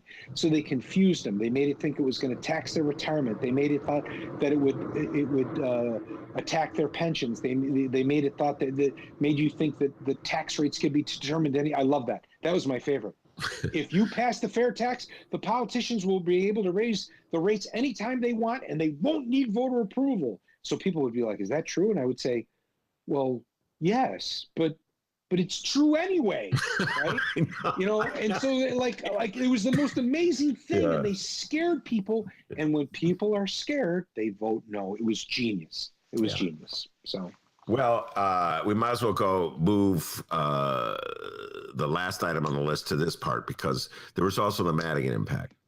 And I tease myself all the time. I continually flip-flop on Michael Joseph Madigan. I start off by always saying how much I appreciate he did during the Rounders years and standing up to the Rounders, protecting union rights. So that's heartfelt. I absolutely appreciate it. On the other hand, I can't even get the words out. The guy has turned into a caricature of himself that the Republican Party has successfully used time and time again, particularly this last election cycle, to defeat Democratic initiatives. He is a serious liability, in my humble opinion, to the Democratic Party, so long as he's still playing that Wizard of Oz game, where he just retreats to his cave and lets Steve Brown issue statements on his behalf. And I don't have a cell phone, and I don't know how to tweet. And every now and then a press statement comes out. He don't fight for himself, doesn't stand up for himself. He makes all the Dems do the dirty work. And then they get bashed for being a Madigan supporter. Rob, I'm like, something's got to change, Dems. I'm sorry, fair tax went down in part because they tied it to Michael Joseph Madigan, and he doesn't fight to defend himself. Please, your response to all this. Wow, where do I begin? Well, look, I mean, there's no doubt that he had a negative effect, right? So, look, if I look at this election, what I would say that we accurately predicted a blue wave. But look at my numbers, right? Yeah. 50,000 votes in 1996. And in 2020, almost 100,000 votes, 50,000 more people came out and voted. There was also a red wave, right?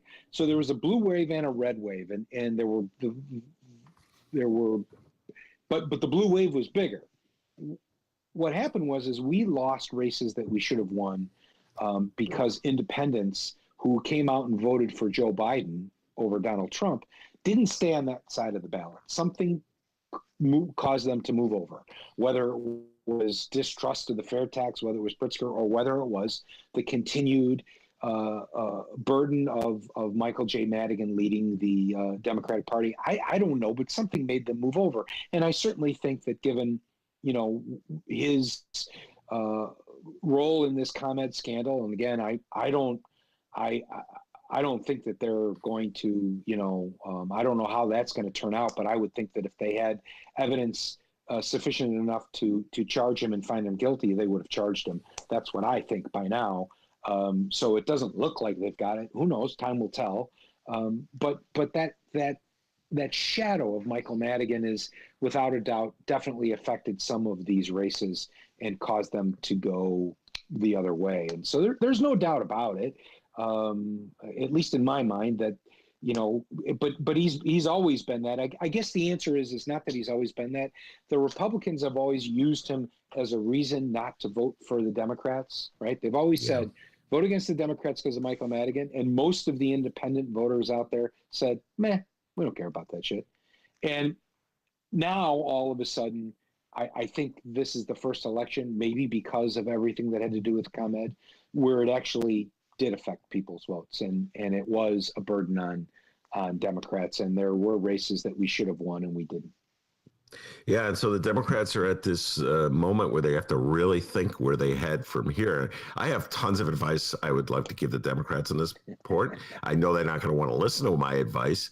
So what's your advice that the Democrats, you're a Democrat, you're a lifelong Democrat, you're a Democratic committeeman, as my memory serves me correctly. Maybe I'm wrong. I am a Democratic committeeman in the Cook County Democratic Party for the 38th ward over here, and in fact, we're getting ready to invite you to come do our post-election breakdown again. Yes, so, I'm looking for. I've already agreed to that. Jacob Kaplan called me, and so man, a little moment of plugging, selfish. Yeah, plugs. December 2nd, Wednesday, December 2nd. We did it last time. It was a blast. A lot of state rep. There was Ann Williams was on it, as I recall. So a lot of political junkies.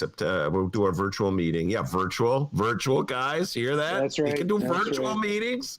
Yeah. It'd be a lot of fun to break down the results and talk about it. I think as the Democratic Party moves forward, obviously they've got tough decisions to make with this. But it is this is the decision about Speaker is a decision of the House Democratic Caucus. Obviously, I'm in the Senate, so I don't get a role in that decision-making process. And, I don't look, I know what they're weighing out. They're weighing out the question of, is it time to move forward and change leadership, or do you stick with, what you know? And I know that for a lot of listeners out there, they're probably saying, what you know? Well, what the heck would we want with, what would you like about what you know? And that's the thing, right? I tell people this all the time, is that people say, well, how does he get so many votes? How does he keep this power? How does everyone vote for him? And the bottom line is, he earns it, right? I mean, Michael J. Madigan, I'm going to say nice things about the speaker now.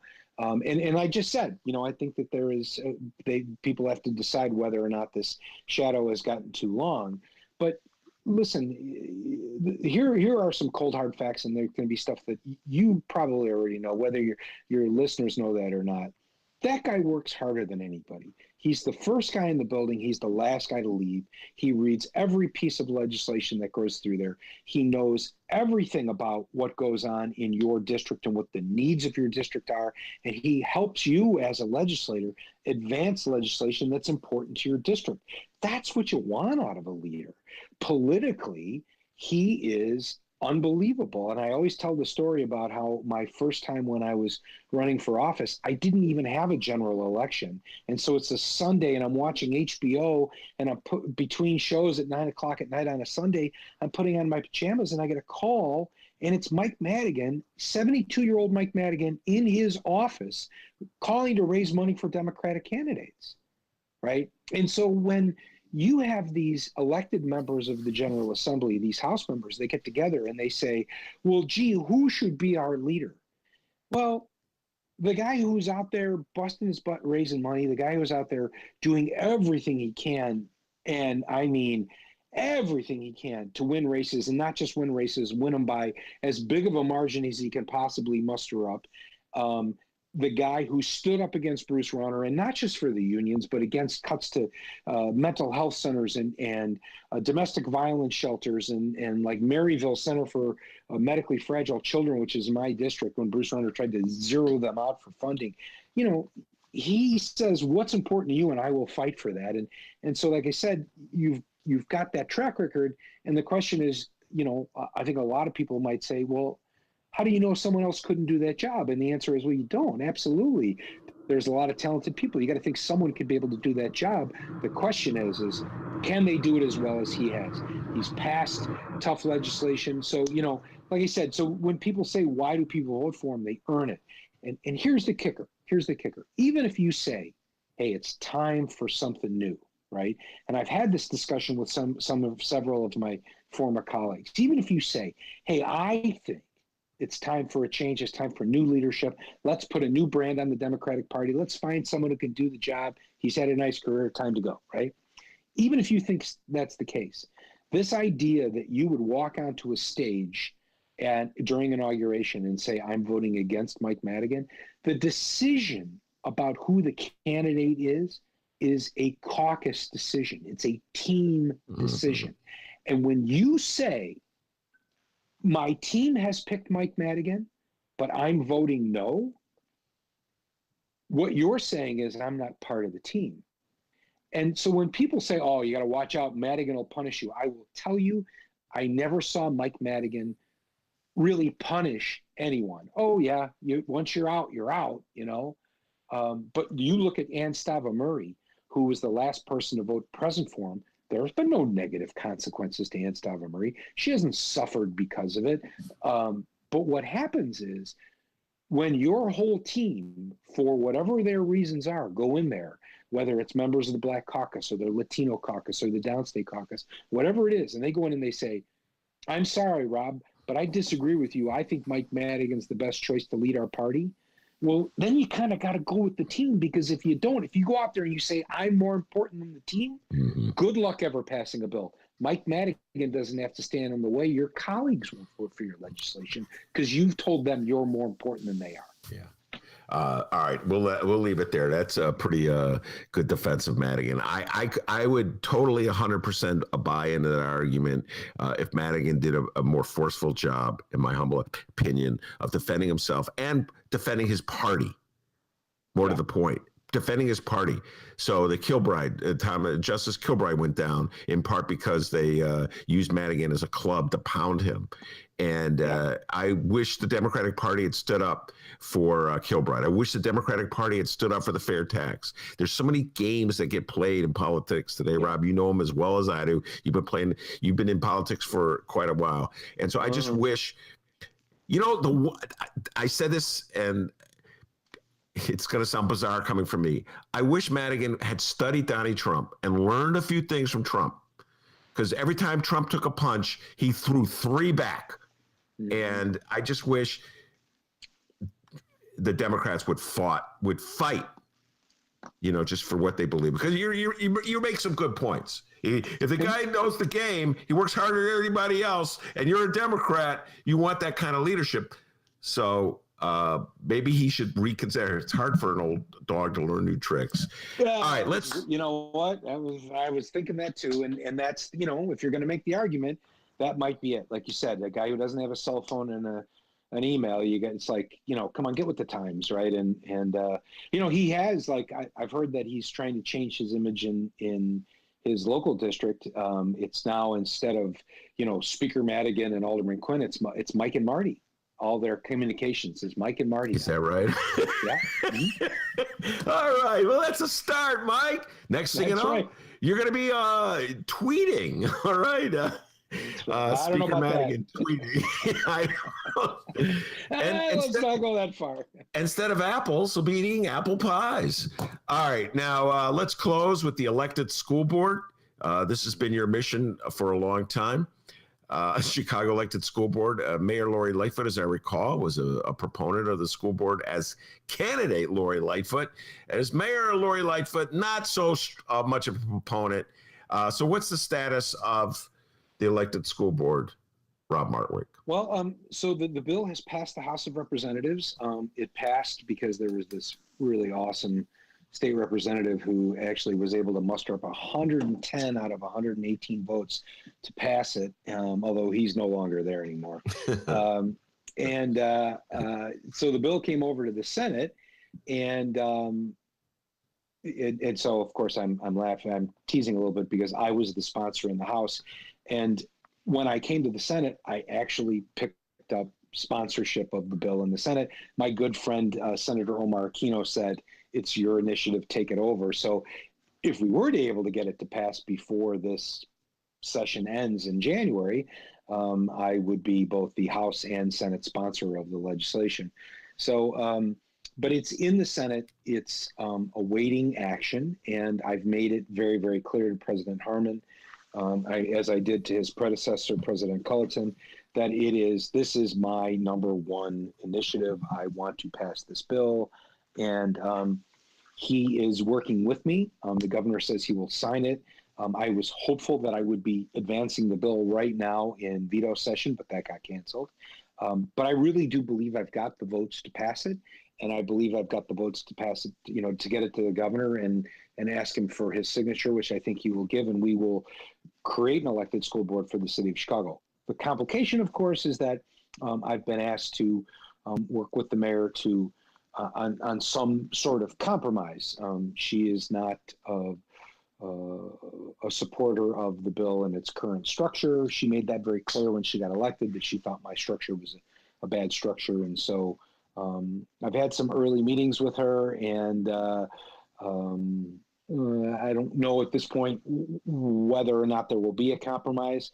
I'm not really interested in, I shouldn't say I'm not interested. I'm always open to compromise, but I'm a little wary about compromise this late in the game, because anytime you change the bill, you have to send it back to the other chamber. And I don't like the idea of making amendments to the bill when it's right at the goal line and ready to be pushed across, and then making a change and sending it back to the House, where there is a particular person who's very good at extracting leverage from legislation who might be in control of it. And I don't want that to happen. So I'd like to get it across the finish line. And I've, of course, told the mayor that I would be happy to work with her on trailer legislation to come up with some sort of compromise. But I'm a big believer in a fully elected school board. She said at every candidate forum that she was at that she supported an elected school board. But now that she's become the mayor and she's working there, she wants a different sort of structure that allows her to maintain some influence over that board. And so that's where we're at. We're waiting to see now. So working roll calls, trying to round up the votes, make sure that I've got what I need to get it across the finish line when we do meet. Mayors come and go, Rob Martwick, but one thing remains the same. They hate giving up control of the school board, and they hate giving up TIFs. That's two things I've learned from watching Chicago politics. All right, Rob Martwick, appreciate you coming on the show. And I will return the favor. I'll be on your show December 2nd. Should be a very fun evening. I did it last time. It was a blast. A lot of political junkies in the 38th Ward. Love talking politics, as do I. So I'm looking forward to that. We'll probably promote it as we get closer as well. So sounds good. All right, very good. Rob Martwick, stay safe and sound. That's a great Rob you Martwick. You too, Ben. Have a, and all of your listeners have a very safe, and let me do a little PSA. Safe, stay at home, socially distanced. Don't get together with your families. Save it. Stay home for Thanksgiving. The numbers in Canada when they all got together for Thanksgiving went through the roof. We're already through the roof. We can't sustain it. Stay home, do the right thing. We'll celebrate once the vaccine's out. All right, very good. Thanks a lot, Rob. That's Rob Martwick, State Senator Rob Martwick from the Northwest Side. D, what you got for me? I know you got some updates. Yeah, we got two things here. First off, Martwick was looking good. Had the nice little glasses, looking good. No, Rob's looking good. Got the little. He's got like a beard going there. You notice that, D? That little beard thing going. Looking sharp. I thought it was Don Johnson. Actually. You too? I thought it was Don. Yeah. I was like, it's Miami Vice. God damn, he's looking good. Hang tight, millennials. Okay, two things here. First, Ben, I know you wanted to talk about the latest work from our friend and the Sun Times own Tommy. I do more than reefer stories, so don't call me Two Joint Shuba. A great grandson of former Chicago Mayor Richard J. Daley has called out several members of his extended family, accusing them of being, quote, committed to white supremacy in an open letter published last week. In a letter to my cousins published Wednesday in Southside Weekly, Bobby Vaneco calls his great-grandfather a, quote, horribly racist mayor and points to great-uncle Richard M. Daley's involvement in covering up evidence of Chicago police torture. Ben Joravsky, I believe you told me to, quote, hand you the ball with this story. So here's the rock. I'm going to do my best to be concise here because, D, I could go on and on about this. This was a fascinating story. Young Tommy Shuba. And a lot of people on the live stream chat are waiting to hear your opinion on it, too. So. And Claire Proctor, I'm going to give a shout out to the two reporters for the Bright One who did this. Where do I start? Let me just put the family part away for the moment. It was kind of in a weird way. It was uncomfortable to watch this family, like the family feud aspect. I found that uncomfortable a little bit. I could understand how the Daley family would be irritated at the Van Echo kid for saying this. Like every family probably has some person in it who knows the secrets of the family and wants to reveal them. It's something like Mary Trump blowing the whistle on Donald Trump and exposing him for the fraud that he is. And that gets the other Trumps mad. So I understand the family dynamics. It's a little uncomfortable, but I thought the kid was right on. And this should be a topic of a whole show. I've spent many years following Chicago politics. I've obsessively studied Richard J. Daley. In some ways, as time has gone on, I have more sympathy for him now than I did a few years ago, but there's no doubt about it. Time and time again, when he was confronted with divisive racial issues, he did everything he could to sort of pacify and appease white people who were outraged at any prospect of integration. And this goes back even before my time. In 1963, you can look it up, ladies and gentlemen, there was a vote on a human rights ordinance. And there was so much outrage in the Chicago City Council over there from white wards on the Southwest Side that some aldermen were in danger of losing their jobs. And Mayor Daley was so afraid of that outrage that he retreated. Mayor Richard J. Daley. It's very important to explain to people that there was another Daley. Millennials know, wait a minute, I know Richard M. Daley. His father, Richard J. Daley, basically built the modern democratic machine, which has fallen apart in recent years, ruled from 55 to 76. Time and time again, he tried to avoid racial disputes by appeasing the white people of the city. So why do we have so many black people concentrated in the 50s and 60s and 70s in high-rise projects? Because he did not want to anger and upset white residents in white neighborhoods by having low-rise scatter site housing. It's a fact. Look it up. It's there. All right? On issues like police brutality, on issues like how many black people are in the police department, and issues like how many black people are in the fire department, on issues like just contracts, who gets what. Mayor Daley, Richard J. Daley, sided with white people because he didn't want to upset and ignite a white backlash. This is reality, folks. This is Chicago politics. When they try to put the CHA scatter site housing into all white neighborhoods, there were riots. Go read your history. I didn't make it up. This is a reality that Richard J. Daley was dealing with, and he time and time again went with the white people, so to speak. I got that in quotes, because he didn't want to ignite that backlash. James Bevel, Martin Luther King's right-hand man in Chicago, when King brought his open housing movement to the city of Chicago, when he brought his civil rights movement north from the South to Chicago in 1966, James Bevel said, we're going to march for open housing in all those white areas until every white person votes Republican. He understood the game. He understood the pressure that Daley was feeling. There was going to be a white backlash. It would be MAGA before MAGA. And so Daley did everything he could to avoid that. And then he lost his freaking mind when the riots occurred in 1968 after Martin Luther King was killed and the West Side exploded into flames. And then he became a caricature of himself.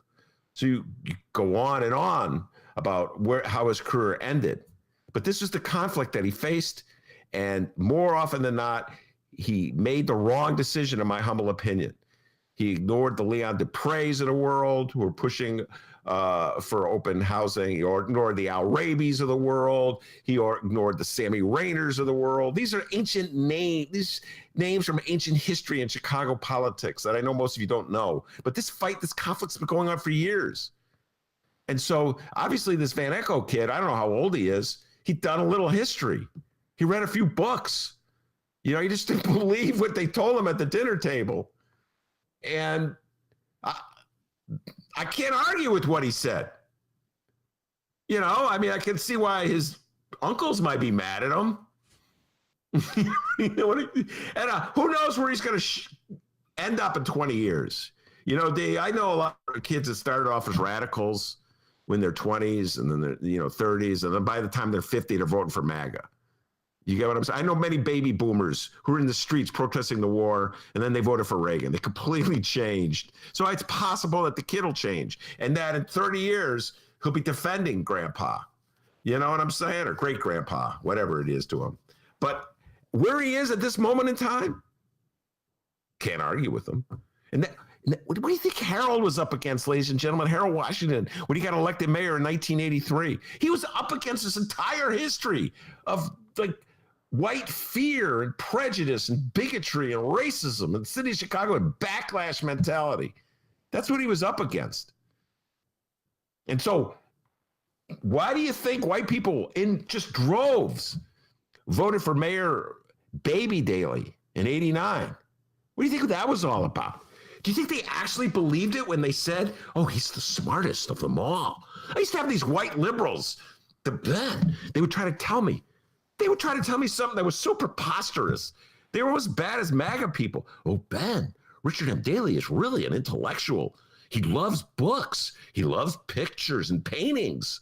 Ben, he's really smart. No, they just were so dedicated to promoting the notion that Richard M. Daley was the greatest thing to ever come down from the mountain in order that we would never, ever, ever have another Harold Washington. And that's what drives me crazy. People go, Ben, why don't you get over here in Washington? Why don't you just forget about it already? No, I can't. Because I was there. I listened to the BS from the Tribune, and the Sun-Times bought into it too. Go back and read those articles from the early 90s. Oh, Richard M. Daley.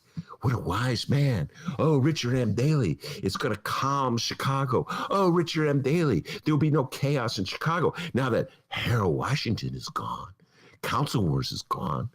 So that was all a byproduct of the history of Richard J. Daley and the history of race relations and the role between race and politics. It goes back to the second migration of black people to Chicago. Actually goes back to the first freaking migration, 1919 race riots. If you want to just be ignorant about what's going on in Chicago, like just put your head in the sand and just believe what they tell you. Oh, Richard M. Daley was this brilliant leader who led us out of this chaotic. The world was dark. And then there was light, and it was Richard M. Daley. That's what they want you to believe. So I have a hard time believing. So when I saw that kid wrote that, one more time, Tommy Schuba, good job. Claire Proctor, good job in unveiling that. 2 joints. 2 joints. Ben, I'm more than a reefer journalist. I do other things too. I have 2 pins. Come on. No, great job. Excellent job. When I saw they wrote that, I was like, I got to give the kid credit. And I know he's in a lot of trouble with the family. Could you imagine, D? Kid, you're not coming home for Thanksgiving. That's it. Well, good thing we're not allowed to have more than 10 people around the turkey table. Yeah, no, I know someone who's not going to be on. I know someone who's not going to be on that Daily Family Christmas list this year. The kid. You're off the list. So, how can I argue with him? How can I argue with him? Remember Chris Kennedy? Oh man, yeah. He got in trouble. When Chris Kennedy said that Rahm was using all his planning policies to move black people out of Chicago. Oh, corporate and civic Chicago was outraged that he would suggest such a thing. You say something like that, and you're not going to be on any mainstream radio show. You're not going to be on any mainstream TV show. You're not going to be on any mainstream newspaper. How would Lori Lightfoot say? I will kick you out and throw you out and arrest you. Yeah. Unless we trick somebody and we go big time. You know what I mean? Yeah, unless we trick someone and go big. Then they're like, whoa. So the reality is, when you speak the truth in Chicago about our racial past, they don't want to hear it. They don't want to know. So, yeah, I was like impressed, at Tommy and Schuba and Claire Proctor for getting the story. Impressed, B, at the Van Echo kid for knowing history. And then impressed, C, at corporate and civic Chicago's ability just to look the other way. Oh, we don't see anything. Nothing there. Nothing there. Nothing there, baby. All so, right. yeah. That's Chicago, man. And wait, that's Chicago. We don't want to know. Wait, hold on. Do I smell a Ben Joravsky column on this coming soon? Yeah, maybe. I may have to break down and write that column, D. May have to write it. All right, and one last thing before we go. I wasn't expecting that giant riff there. It was great. Everybody loved it on the live stream chat. But one last thing before we go. Yeah, there's still a giant bus ready to roll over our Democratic Illinois Speaker, Michael Joseph Madigan. And even though we have 3 Democratic state powerhouses on board, Governor Pritzker and Senators Dick Durbin and Tammy Duckworth, surprisingly, but I don't know, maybe not surprisingly, we still have quite a few empty seats. By the way, Ben, we're saving a seat for Senator Martwick. Sounds like he may be joining us later. I don't know. I couldn't tell by his interview there. I think what Rob was doing was very careful. And I give him credit, man. Come on. All right. Hey, Republicans. When are you going to denounce Donnie? Huh? All right, so we still got a seat waiting there for Martwick. We're waiting for him to jump on board. He may not, but it'll be there regardless. But shout out to Rachel Hinton of the Sun-Times for her excellent work. She took the Madigan Gate deep dive recently, and according to Rachel Hinton, regardless of what J.B. Pritzker and Senators Dick Durbin and Tammy Duckworth say, Madigan will likely have the votes to remain in charge of the party should he seek another term. That's because the men and women who technically have the power to end the party reign of Madigan are 36 members of the Democratic State Central Committee, and so far, they're not exactly grabbing pitchforks and storming the castle. Rachel Hinton's words, not mine. Once again, excellent work, Rachel Hinton. 5 members of the committee, including a congresswoman and a newly elected countywide official, are openly calling for Madigan to step down. 4 others, including the Cook County clerk, see no need for new leadership. What the other 27 are thinking is a mystery, since they didn't respond to the Sun-Times request for comment.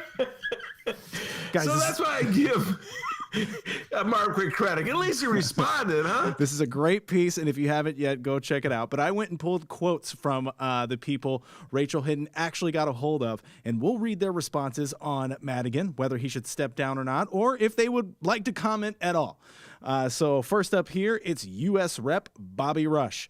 U.S. Representative Bobby Rush is one of the best-known members of the Democratic State Central Committee. When asked to weigh in on Madigan, a Rush spokesman told the Sun-Times, they were going to pass. We're going to pass. No thanks. Oh, wait. Football pass or pass as in duck and dodge? I think pass is in duck and dodge, Ben. Okay, just wanted to make sure. Got it. Okay. U.S. Representative Danny Davis wasn't reluctant to talk. The veteran Westside Democrat stopped short of calling for a new chairman, but he did say the party needs to, quote, really look at the leadership structure, and the leadership could seriously stand some decentralization. I think the leadership can open up, and that might mean new leadership, but not just the new leadership in name or title, but new leadership in action. Ben, watch your feet. I got to open the door. Hey, come on board, Danny Davis. All right. How many times did he say leadership in that sentence, by the way? There's a lot of leadership going on in that. If it was a drinking game, I'd be passed out. Don't do that game. Newly elected Cook County Circuit Court Clerk Iris Martinez chose to play, repeating calls she has made earlier for Madigan to step down. She said, quote, while respectfully thanking him for what he's done, we have to think about the future of the party. Ben? Let's welcome Iris Martinez on board. All right. The 36 members of the State Central Committee, 2 from each congressional district, are a mix of political types, some familiar faces for decades, and others pretty much unknown outside party circles or their own corners of the state. The Sun-Times reached out to most of the committee members. The overwhelming majority didn't return multiple requests for comment. This is awesome. Vivian Robinson from Southern Illinois' 15th Congressional District did agree to talk, but she asked the party spokeswoman to sit in on an interview in which Robinson said she's, quote, very supportive of Speaker Madigan for many reasons, namely his experience and commitment to the party. And finally, in the, hey, leave me out of this department, Cook County Clerk Karen Yarbrough was not ready to join anyone calling for Madigan's ouster or anyone to take his place. She said, quote, as of today, I have no comment on that, except that I won't be lining up behind anyone calling for him to step down or calling for new leadership. Finally, Ben, I got one last question here. I know you're a big old flip-flopper when it comes to this, but you on or off, bud? Wait, I can't remember where was I on or off the last No one can time? remember. All right, then just to establish something. I gotta start somewhere. So when I flip flop tomorrow, I know which way I'm flipping. Do you follow what I said, Dave? That made no sense. No, I didn't.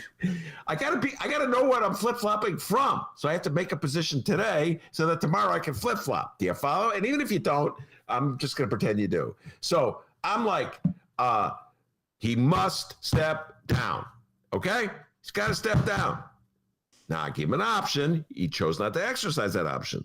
The option is to speak up and quit the Wizard of Oz role. You know, he loves Wizard of Oz, so he's going to continue to be the Wizard of Oz. Sorry, step down. Now, D, now remember that. Step down. That's where I am. I'm on the bus. That means tomorrow, if I flip-flop, I know what I'm flip-flopping from. Follow me on that? No. We're all confused, dude. Step down, Madigan. Come on. This is like your own version of like karate or something. This duck and dodging tactic you have right here. It's just very bizarre. Just confuse the hell out of them. I like your approach. Yes. Step down today. Tomorrow I can be saying something else. Let's see what I say tomorrow. Could be something completely different. But that's our show, guys. Where will Ben stand on this? Who the hell knows by now? But we'll always be asking him and checking in on his stance on Madigan Gate. All right. Hey, Ben, can we get the flip-flop noise, by the way? We haven't heard it yet. Well, just yes. And don't forget, Madagaga. Yeah, I don't know. That one's not catching on. Madagaga. Madigan Maga. Madigan Maga. Easy for you to say, Madigan Maga. Maybe Madamaga? Madamaga? Madamaga. Whoa. Madamaga, maybe? Madamaga. It's still not that catchy. But hey, guys, find us on social media at Benny J Show. BENNY, the letter J Show on Facebook, Twitter, and Instagram. You can always send us an email, bennyjshow@gmail.com. And you can call us 708-658-4788. That number again, 708-658-4788. Leave us a voicemail. We're not going to answer, but there's a good chance we will play your voicemail on the program. All right. I want to thank Rob Martwick. Outstanding job as he always does. And of course, the man, the myth, the legend, the pride and joy of Alton, Illinois, without whom the show would be possible. Back home in Alton. They call him Dr. D. Give yourself a raise, take it out of petty cash. See you tomorrow, everyone.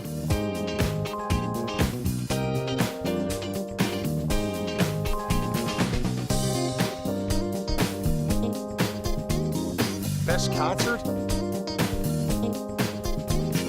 Best concert? Best concert? Yeah, Steve Miller Band and the Eagles. That is correct. That is correct. Best concert? Best concert? Best concert? Best concert? Yeah, Steve Miller Band and the Eagles. That's it.